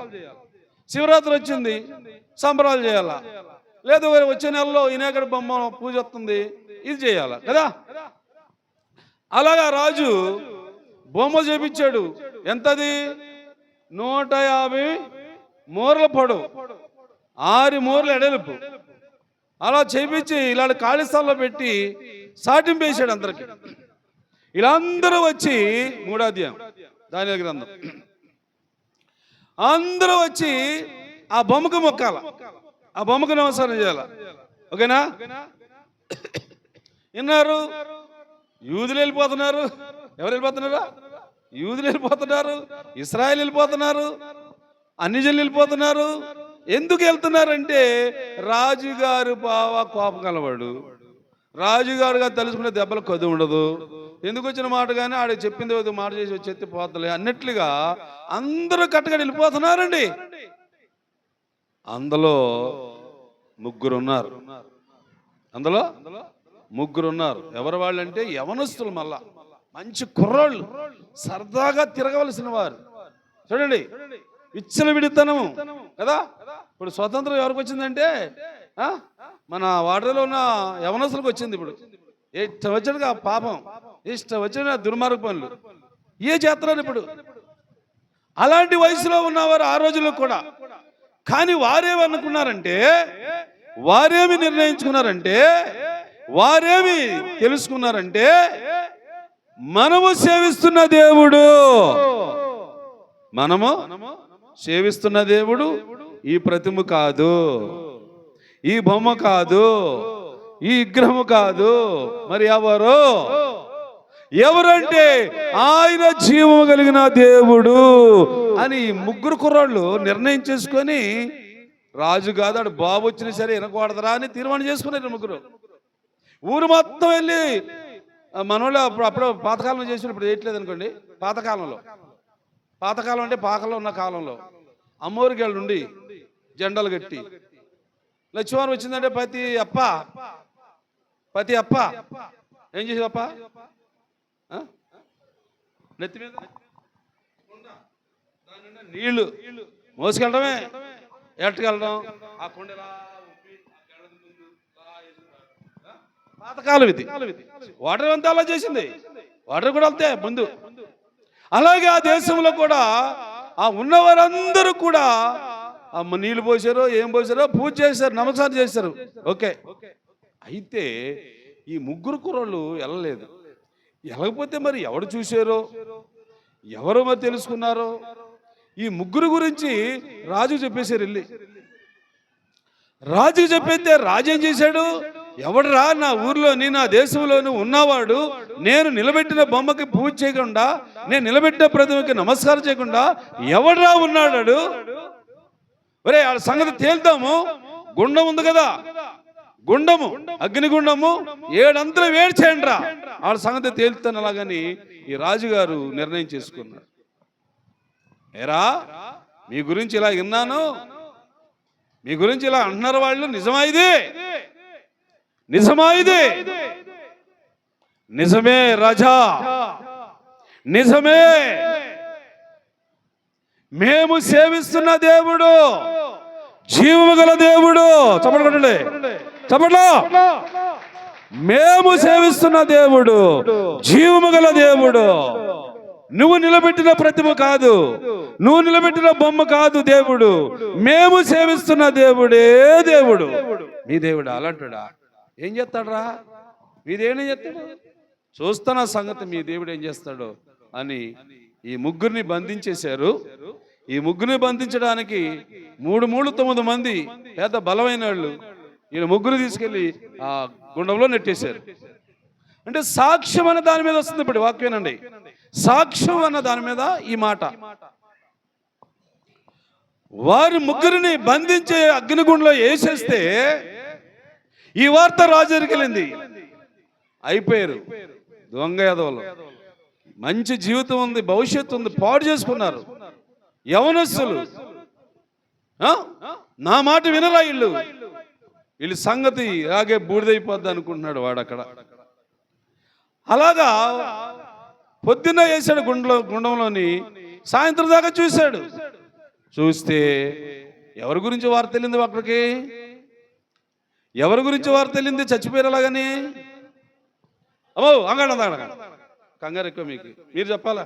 మీరు చెప్పండి. ఆ గుండంలో ఎవరు చచ్చిపోయారు చెప్తారా? ఏమా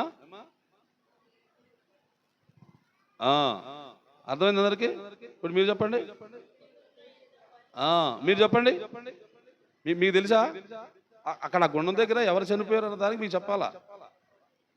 అయ్యా మీరు చెప్పండి. మగోళ్ళు ఎవరు చనిపోయారు అక్కడ? తెలుసా? తెలియదు కదా? తెలియదు కదా? తెలుసా? ఏం చెక్కే తెలుసా? తెలియదు. అయ్యా మీకు తెలుసా శపన్ గారు? అక్కడ గుండం దగ్గర ఎవరు చనిపోయారు అన్నది మీకు తెలుసా అంటున్నా. వీళ్ళు ముగ్గురిని గుండంలో తోశారు. ఈ గుండంలో తోసిన ఉన్నారు కదా 9 మంది బయట. ఆ వేడికి వీళ్ళు చచ్చిపోయారు. వేడికి వీళ్ళు చచ్చిపోతే మరి ఆలేవాలా? చెప్పాలి గట్టిగా. ఆళ్ళు చచ్చిపోవాలి కదా. అసలు ఆలయకు ముందు చచ్చిపోలేదు గంట. వీళ్ళు బయట ఉన్న వాళ్ళు వేడికి చచ్చిపోతే గుండంలో తోయబడిన వారు ఎలా ఉంటారండి? మాడిపోయి బుడిదైపోవాలా లేదా? అయ్యేరా? లేదు లేదు. రాజా ఇక్కడ ఏదో ఈ చిత్రం జరుగుతుంది రాజా. ఏంట్రా ఈ చిత్రం? ఏమో వచ్చి చూడు నువ్వే అంటే రాజుగారు వచ్చారు. వచ్చి చూస్తే ఎవరు కనపడుతున్నారు? తోసిన వారేమో చనిపోయి కనపడుతున్నారు, తోయబడ్డవారేమో సజీవులుగా ఉన్నారు. ఇదేంట్రా? ఇదే విచిత్రం రా. ఇదేంటి ఈ చిత్రము? ఇదేంటి ఆశ్చర్యము అని రాజుకి తల తిరిగిపోతుంది. ఏంటి ఇంత? ఏమిటి ఇంత? అలా చూసాడు ఆ గుండం కాసి. గుండముగా చూస్తే ఎంతమంది కనపడుతున్నారు అక్కడ? 9 కనపడుతున్నారు. రై రై ఇలా రండి. మీరు ఎంతమందిని పట్టుకున్నారు? ఎంతమందిని గుండంలో తోసారా? 3 అండి. 3 తోసాము. మరి 4వ వాడు ఎవడరా? 4వ వాడు ఎవరు? సేవించుచున్న వారిని రక్షించడానికి వచ్చిన దేవుడు. అది ఏంట్రా ఈ చిత్రం? ఏంటి ఈ చిత్రం? నేను ఎప్పుడు చూడలేదు ఈ కార్యం, నేను ఎక్కడ కూడా వినలేదు ఇలాంటి వింత అని రాజు ఆశ్చర్యపోయాడండి. అప్పుడు వెంటనే రాజుగారు ఏం చెప్పాడమా? ఆ గుండంలో ఉన్న వారిని బయటకు తీయండి అన్నాడు రాజు. తీస్తే మళ్ళా బయటకు వచ్చిన వారు ఎంతమంది? 3. మరి 4వ వాడాడి? 4వ వాడు చూశాను కదా నేను. మరి 4వ మనిషి కనపడలేదండి ఇప్పుడు. అమ్మ బాబోయ్, ఇదేదో వెంటనే దేవుని బిడ్డలారా రాజు సైతము రాజుగారు సైతము నెబుకద్నెజరు విగ్రహారాధకుడు, భయంకరమైన అమ్మోర్లు పూజించేవాడు, గుళ్ళు కట్టేవాడు, గోపురాలు కట్టేవాడు, ప్రతిమలు తయారు చేయించేవాడు, దానికి ₹1,00,000 ఖర్చు పెట్టేవాడు. వాడు అంటున్న మాట చదువుతారా ఒకసారి వాక్యంలోని? శద్రకు మేషకు అబేద్నెగోను వారు దేవుడే పూజించుటకు దేవుడు. చూసావా? ఇది సాక్ష్యం. ఏం బాబు, ఇది సాక్ష్యం. ఎవరి సాక్ష్యం అది? శద్రకు మేషకు అబేద్నెగోను వారు, ఈ ముగ్గురు బబులోను దేశములో సాక్షులు. నిలబెట్టుకుంటావా? వాడ్రేవులో మొట్టమొదటి సాక్షి ఎవరో చెప్తారు మీరు? ఏమండి, వాడ్రేవులో మొట్టమొదటి సాక్షి ఎవరో చెబుతారు? ఒక ఆంధ్రయ్య. అన్యుల మధ్యలో సేవ చేశాడు, అన్యుల కుటుంబాలకు వెళ్ళాడు, విగ్రహారాధనలో మగ్గిపోయిన కుటుంబాలతో మాట్లాడాడు, ప్రతి కుటుంబానికి యేసు ప్రభువుని చూపించాడు. అలాగా రక్షించబడ్డ 2,000 మంది ఉన్నారు అప్పట్లో. తర్వాత సాక్షి చెప్పండి. తర్వాత సాక్ష్యం ఎవరు? ఎవరు? నీ సాక్ష్యం ఎవరు? నీ సాక్ష్యం అంటే ఎవరు? అది ప్రశాంత్ బాబు. గొప్పలు కాదు నేను చెప్తుంది, పొగుడుకోవడం కాదని చెప్తుంది. జరిగింది ఇది. చిన్న వరపులో కాలు పెట్టాను. మార్చేనా లేదా? నయమాను చెప్తావా? నయమాను, వాసించే నయమాను గారు మార్చాడా లేదా? వాసించిట్టు నయమాను గారే దానికి పెద్ద నిదర్శన. ఆయన వినాయకుడు పూజ వస్తే ముందు ఆయన పూజారి, ఆయనేనండి. అడుగు అక్కడున్నాడు ఆయన. ఇప్పుడు నయమానుగా మారిపోయాడు. అవునా కదా? ఏం బా, సాక్ష్యం ఉందా లేదా? మరి ఆ సాక్ష్యం అందరూ తెచ్చుకుందాం వద్దా? మీరందరూ తెచ్చుకుంటారా వద్దా? మీరందరూ తెచ్చుకోవాలి కదా. యేసుప్రభు ఉన్నాడు. ఈ సంగతులకు మీరే నువ్వని లేదు, నువ్వంటే ఒక్కడు, మీరంటే అనేకులు. ఉండాలా లేదా? ఉందామా? ఇక్కడి నుంచి ఉందామా? మళ్ళీ ఏటకు పోదాం అంటారా? ఏటకెళ్ళు నువ్వు. ఏటలు కూడా నీకు ఉన్నారు అక్కడ. ఏట రైతులంతా విగ్రహాలు తాగిపోతులు. వాళ్ళకి చెప్పొచ్చు 2 మాటలు. చెప్పలేరా? చెప్పొచ్చు. ఇదిగో శద్రకు మేషకు అబేద్నెగోను వారు దేవుడే దేవుడు, ఆయనే పూజకు అర్హుడు. ఇక మీదట అంటాడు నెబుకద్నెజరు, ఇక మీదట ఎవడైనా తమ దేవునికి కాక మరి ఏ దేవునికి నమస్కారము చేయకూడదని ఆజ్ఞాపించాడు. దేవునికి స్తోత్రం. ఎంత సంతోషం అండి, ఎంత ఆనందం అండి. నిజంగా ఈ మాటలు నేను చదువుతూ ఉంటే ఖాళీ కూర్చున్నప్పుడు చదువుకుంటాను బైబిల్ని. నాకు చిన్న జ్ఞానం దేవుడు ఇచ్చాడు, దాంతో చదువుతున్నాను. మీలాగా డిగ్రీలు లేవు నా దగ్గర, మీలాగా అక్షరాలు లేవు నా దగ్గర, మీలాగా స్కూళ్ళు లేవు నా దగ్గర, మీలాగా టీచర్లు అంతకంటే లేరు నాకు. ఉన్నారా? నువ్వు ఒప్పుకోవే లేవని. మరి లేవని అనవే నువ్వు. మౌనిగా ఉన్నాడే ఈ నన్ను అబద్ధాలు చెప్తున్నాడు అనుకుంటారు జనం. అనుకోరా? ఇవన్నీ అబద్ధాలు కదా. ఈ అబద్ధాలండి, అబద్ధాలు కాకపోతే ఎలా జరుగుతుంది? అంతా చదువు లేకుండా ఎవరు బైబిల్ చెబుతాడు? అంటారా? ఎవరైనా అంటారా? చదువు లేకుండా బైబిల్ బోధించగలవా అంటారు. ఎందుకంటే ఎవరో ఒకరు ఉండాలి కదా సాక్ష్యం. మరి అవునయ్యా, నేను చూశాను. కర్రీర్ రాజన్ అతను ఆటాడేవాడు, ఆటకెళ్ళేవాడు, బోటు మీద ఉండేది. అరే ఎప్పుడూ స్కూల్లో చూడలేదు, ఎప్పుడూ చదువుకోలేదు, ఎక్కడ పలకట రాయలేదే, ఎలాగా? అవునా, నిజమేనండి అండి. ఆ ఎర్రాజు పోయాడు. ఎవరు వచ్చారు ఇప్పుడు? ప్రశాంత్ వచ్చాడు, ప్రశాంత్ బాబు వచ్చాడు. అలాగని అంత ప్రశాంతంగా ఉండను నేను. అర్థమవుతుందా మీకు? అలాగే నేను అంత ప్రశాంతంగా ఉండేవాడిని కాదు. ఏ విషయంలో? నా కళ్ళ ముందు ఏ చిన్న పొరపాటు జరిగినా నేను ఒప్పుకోను. దొరికితే నిలువేస్తాను కొండపేక. నా కళ్ళ ముందు కనబడకూడదు. నేను చాలా జాగ్రత్తగా ఉంటాను, ప్రయత్నిస్తాను. నా ఎదుటి కూడా అలా ఉండాలని కోరుకుంటాను. ఆ విషయంలో నేను సహించలేనండి. మీరు ఏమంటానండి? మీరు కోపగొట్టడు అంటే అనొచ్చు, ఏం పర్లేదు. ఎంత కోపమే పాస్టర్ గారికి అంటే అనుకోండి, తప్పులేదు. ఎందుకంటే కనపడుతుంది కదా కోపం. ఏ విషయంలో కోపపడతాడని ఆలోచించరు మీరు. ఏ విషయంలో కోపపడతాడు? యేసుప్రభు శాంతపరుడా, కోపగొట్టుడా? యేసుప్రభు కోపగొట్టుడా, శాంతపరుడా? శాంతపరుడే కదా. మాట్లాడ పాపం. అవునా? ఏమ్మా? కొరడా పట్టుకొని ఒకటి తరుము కొట్టి పడేసాడు. ఎక్కడ? మందిరంలో. దుర్మార్గం జరుగుతుంది, వ్యాపారం జరుగుతుంది, పనికిమాల కార్యాలు చేస్తున్నాడు. చూశాడు, తట్టుకోలేకపోయాడు. గుండె రగిలిపోయింది యేసుప్రభుకి. పట్టుకున్నాడు కొరడా. ఎవడ నువ్వు చర్చిలో ఉంటావు? శాస్త్రుల్ని పరిచయాలందరినీ తరుము కొట్టాడు యేసుప్రభు. అది నా కోపం. దేవునికి స్తోత్రం. అది చాలా మందికి అర్థం కాదు. చాలా మంది అర్థం చేసుకోలేదు అప్పుడు యేసుప్రభు కూడా. ఇప్పుడు కూడా అర్థం చేసుకోరు. వాస్తవమే, నాకు తెలుసు ఆ సంగతి నాకు తెలుసు. ఇప్పుడు కూడా అర్థం చేసుకోరు. కోపం ఎందుకు పడతాడు ఆయన? ఎందుకు కసురుతాడు? ఏంటి ఆయనకి ఉన్న ఆలోచన?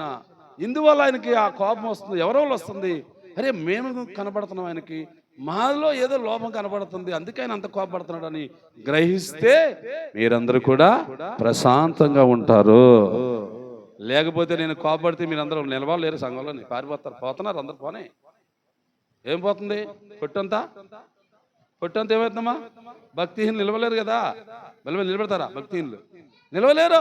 వాక్యంలో ఉందన్నమాట, బైబిల్లో ఉందండి. పొట్టి ఎగిరిపోతుంది, గింజే నిలిచి ఉంటుంది. దేవునికి స్తోత్రం. అందుకని దేవుని బిడ్డలారా, ఇంకా చాలా ఉన్నాయి. టైం 12:30 అయిపోయింది. మిమ్మల్ని ఒంటిగడ పంపించాలా? ఏమండి? మంచిది. మరి ఈరోజు విన్న వాక్యం ఏం వాక్యం విన్నారు మీరందరూ? సాక్ష్యం. ఈ సాక్ష్యం చెప్పాలంటే ఒక చిన్న మెలుకు ఉందండి.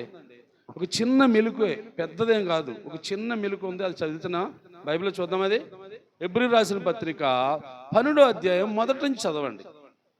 ఒక్క మాట అక్కడ ఉంది, చిన్న మాట. హెబ్రీ రాసిన పత్రిక ఎంత గొప్పది, ఎంత గొప్పదంటమ్మా? ఏంటి అక్కడ గొప్పది? చదివారు, గ్రహించలేదా? అక్కడ ఏంటి గొప్పది? సాక్ష్యము. ఇంత గొప్ప సాక్ష్యము మేఘమలే మనలను ఆవరించి ఉన్నది. ఇదిగో ఇక్కడ పెట్టుకోవాలి, మనం ఇక్కడ పెట్టాలా. ఇది ఇక్కడ ఉంది, చిన్న మాట. సాక్ష్యం అయితే నీ మీద ఆవరించి ఉంది. నిన్ను సాక్షిగా నిలబెట్టాలని, సమాజంలో తీసుకెళ్ళాలని అనుకుంటున్నాడు దేవుడు. ఇది బాగానంత వరకు. కానీ నువ్వేం చేయాలంటే, ఇదిగో అక్కడ మాట చూడండి. మనము కూడా ప్రతి భారమును సులువుగా చిక్కులు పెట్టే పాపమును విడిచిపెట్టాలా. సాక్ష్యం అయితే, దేవుని ఆత్మ అయితే నీ మీద ఉంది. నిన్ను నన్ను మీరందరినీ కూడా ఇలాగ నడిపించాలనుకున్నాడు దేవుడు. కాకపోతే మీలో ఒకటి ఉంది. ఏంటది? సులువుగా చిక్కులు పెట్టే పాపము. ఏంటి ఆ పాపము? ఇప్పుడు చెప్పాలి, మీరు చెప్పాలి ఈ పదం. బాబు, సులువుగా చిక్కులు పెట్టే పాపం ఏంటి? అనిలు చెప్పుకొని విషయాలు నాకు ఏమైనా నీకు అర్థమైనా చెప్పు. నీకు తెలిసినవి చెప్పయ్యా, నీకు తెలియని ఏం చెప్పలేదు. సులువుగా చిక్కులు పెట్టే పాపం అన్నాడు కదా అక్కడ వాక్యంలో. అదే ఏంటి? దాని గురించి కొంచెం తెలియాలి నాకు. మీరు చెప్తారా? మీరు చెప్పండి. కొంచెం ఏమి లేవా? అంత పాపమే లేదు అదే మీకు. చాలా మంచిది, దేవుని స్తోత్రం. సులువుగా చిక్కులు పెట్టి అండి. ఒకవేళ బలవంతంగా చిక్కులు పెట్టి ఉన్నాయి. బలవంతంగా చిక్కులు పెట్టి అంటే దొంగతనము, నరహత్య, అవునా, వ్యభిచారము, అవన్నీ రహస్యంగా జరుగుతాయి కదా. అవి రహస్యంగా జరుగుతాయి కదా. అవి ఘోరమైన పెద్ద పాపాలే. కానీ సులువుగా చిక్కులు పెట్టే పాపం సింపుల్ చెప్పాలా?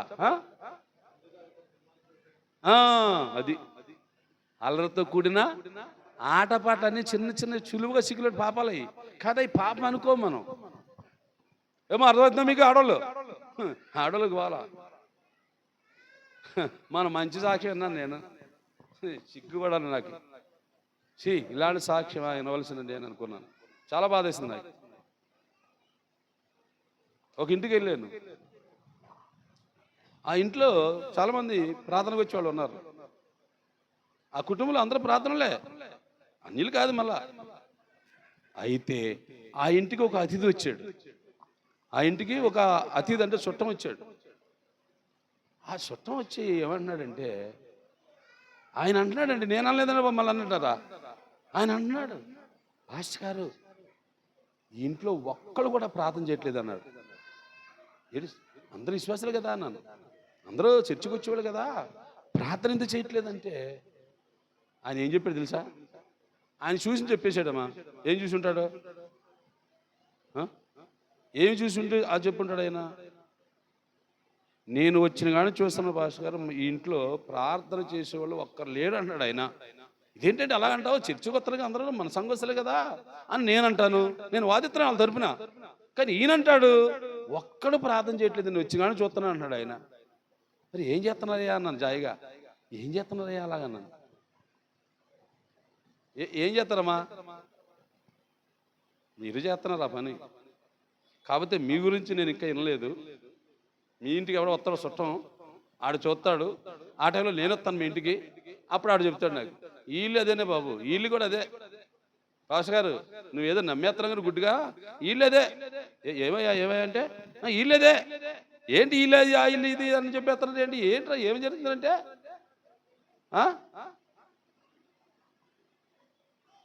అన్నిటికీ మూలము సీరియల్ అంటమ్మా. ప్రతి ఇంట్లో సీరియల్ చూడలేలు ఉన్నారమ్మా? చెప్పండి, మీరు నిజంగా చెప్పండి, అబద్ధం ఆడకుండా. మీకు ఒక మంచి మాట చెప్పనా? మీకు అందరికి మంచి మాట చెప్పనా? సీరియల్ చూసి వాళ్ళని సరిపోదు కదండి. మంచి మాట. సీరియల్ చూస్తున్నాం కదా, తప్పే ఉంది. చేతు నీ చేయి నెగదు కదా, నీ ఏమి కదా మొన్న. సరే నువ్వు ఎత్తలేదు, మీరు ఎత్తుతారా? మీరు చూడలేదా?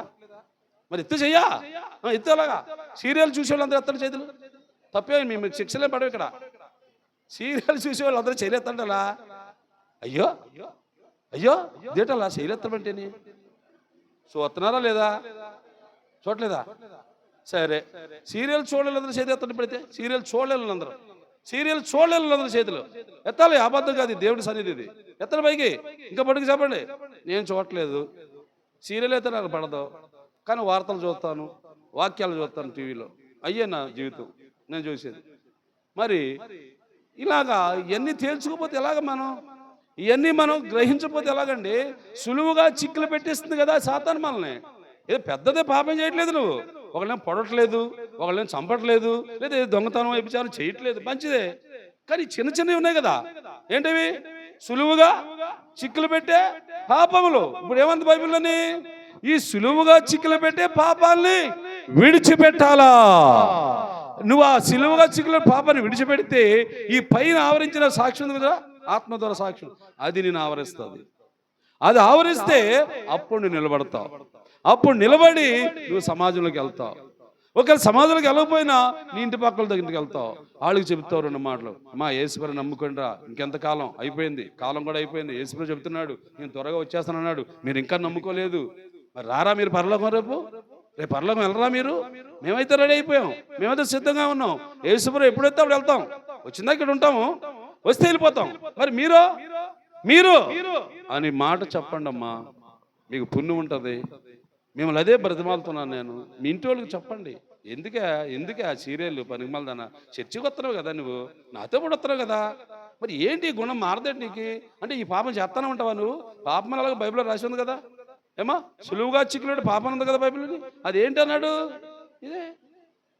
ఈ సీరియల్ కూడా మీకు అర్థం చెబుతాను ఇప్పుడు. ఈ సీరియల్ కూడా జరిగిన స్టోరీయా, కల్పితమా? చెప్పండి గట్టిగా. నిజమే, కల్పితమే. మరి కల్పితం అయితే ఎలా చూడబోతుంది మీకు? ఒక నిజమైన స్టోరీ అయితే సినిమాలు ఉన్నాయనుకోండి, అందులో కొంచెం నిజం ఉంటుందండి. ఎందుకంటే జరిగిన స్టోరీలు సినిమా తీస్తాడు, దాంట్లో కొంత సరదా కోసం ఈ చోకులు కేకులు వేస్తాడు. సినిమా లెక్క వేరు, సీరియల్ లెక్క వేరు. ఇది కూడా చెప్తే ఎవరన్నా సినిమాలు కూడా చూడమని కాదు, కానీ మరి డేంజర్ సీరియల్. ప్రపంచం అంతా అల్లిగిపోయింది ఇప్పుడు. ఇది ఎవడు పెట్టాడు? ఇది సాతానుడు పెట్టాడు ప్రపంచం అంతా. ఈ సీరియల్ అనే పదాన్ని సాతానుడి ప్రవేశం.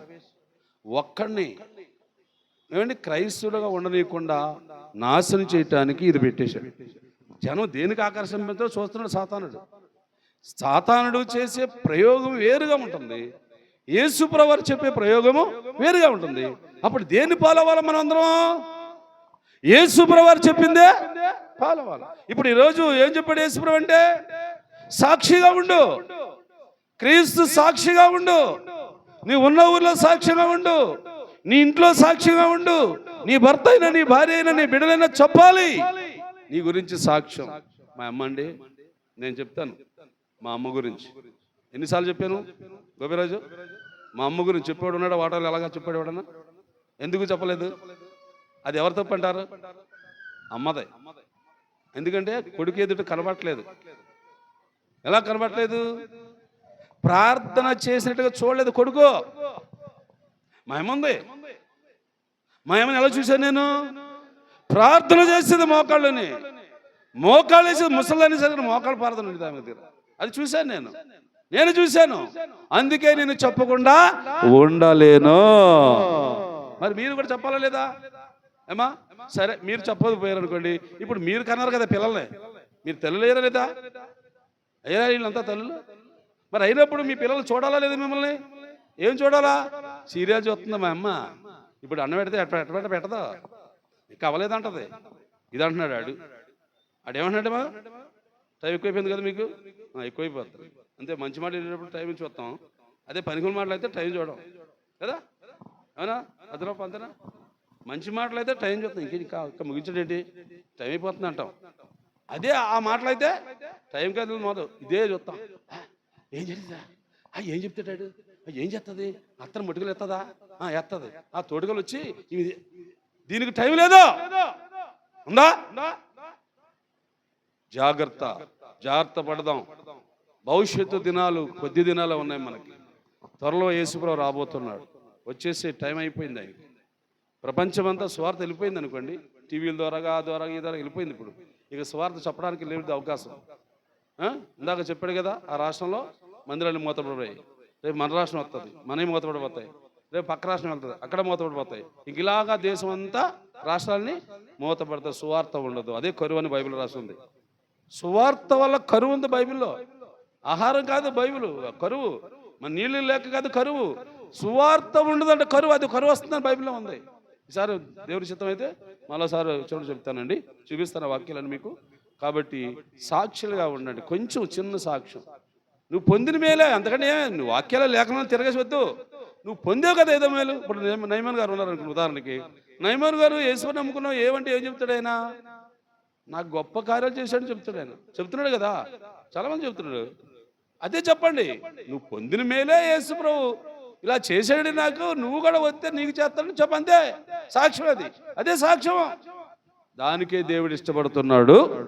కాబట్టి ఈ వాక్యాలన్నీ జాగ్రత్తగా అమలుపరచుకోండి, దాచుకోండి, వాక్యానుసారంగా సిద్ధపడండి. రేపు పరలోక రాజ్యానికి చేరుకుందాం. అందరము ప్రవచితం అయితే మధ్యాకాశం జరిగి ఇందులో భోజనాలు చేద్దాం. దేవునికి స్తోత్రం. ఈ వాక్యమును దేవుడు దీవించునుగాక. సాక్ష్యం సాక్ష్యాలు ఎవరన్నారా? మేలు పొందిన వాళ్ళు ఎవరైనా ఉంటే సాక్ష్యం చెప్తారా? లేక మేలు జరగాలండి, నాకు దేవుడు నాకు మేలు చేయాలండి, మీరందరూ ప్రార్థన చేయండి అని ఎవరైనా ఉంటే అలాగని చెప్తారా? చెప్పొచ్చు ఎవరన్నా ఏదన్నా ఒకటి. ఒక అమ్మ వస్తుంది, మౌతి బాబు, మౌతి అమ్మకి